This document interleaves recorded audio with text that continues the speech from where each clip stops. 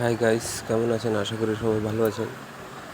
অনেক দিন পরে মার্কেটে বসলাম যে একটা ট্রেড নিব। ট্রেড নিতে গিয়ে কয়েকটা অ্যাসেল খেলাম, 3-4টে। এগুলো একটু শেয়ার করছি। মিড ক্যাপে নিয়েছিলাম। মিড ক্যাপে দেখুন, প্রথমে 86-তে নিলাম, 69-এ বেরিয়ে গেলাম, লস। তারপরে আবার 69-এ নিয়ে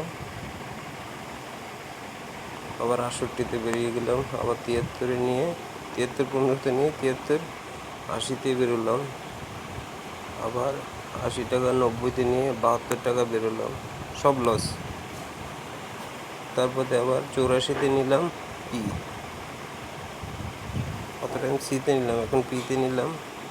84-তে নিয়ে 100-তে বেরোলাম, তারপরে 105 টাকা আবার নিলাম, 122 টাকায় আবার বেরিয়ে গেলাম। আজকের এই পর্যন্ত ট্রেড ছিল। প্রফিট লসটা শেয়ার করছি।